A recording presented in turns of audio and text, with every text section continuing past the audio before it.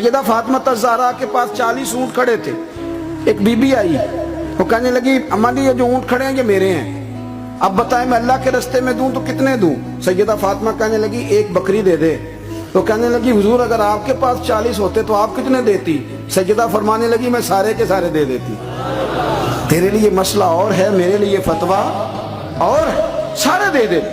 3000 दिनार आए इमाम हसन और हुसैन के पास। फकीर बैठा है, फकीर कहता है मेरे दिल में ख्याल था कि 5-10 दे दे तो मेरी मौज बन जाएगी, पर मुझे नहीं पता था कि इतने सखी घराने के पास आया हूं। 5-10 दे दे तो मौज बन गई।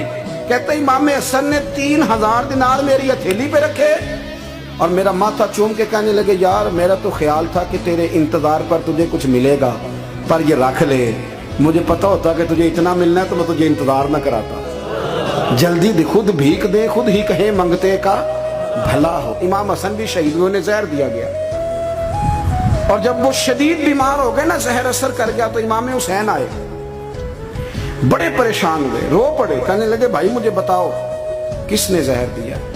तो इमाम हसन कहने लगे हुसैन मुझे शक है एक शख्स पर, लेकिन शक है भाई, अगर सिर्फ शक है तो मैं किसी बेगुनाह को बदनाम कैसे कर दूं, तुम्हें कैसे नाम बता दूं?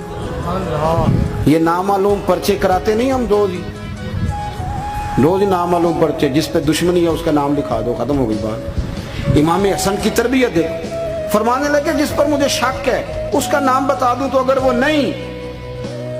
नहीं तो बेगुनाह का जिक्र कैसे कर दूं?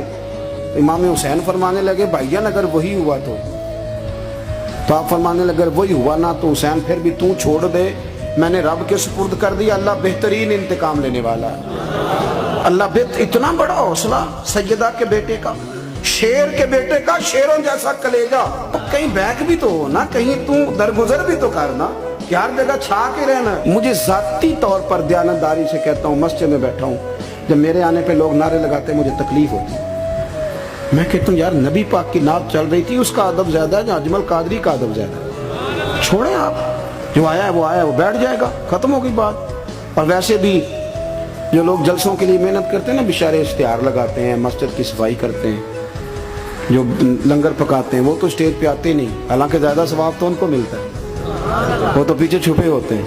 मैं कई दफा मुझे पता चल जाए ना इस कारकुन ने ज्यादा काम किया इस जलसे के लिए, तो मैं उसके कान में कहता हूँ मेरे लिए भी दुआ करी, इसलिए कि तूने मेहनत की है।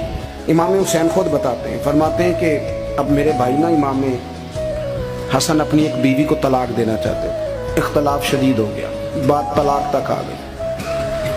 मुझे पता चला तो मैं पहुंचा, मैंने कहा भाईजान क्या इख्तलाफ है भाभी से, सुना तलाक देने लगे।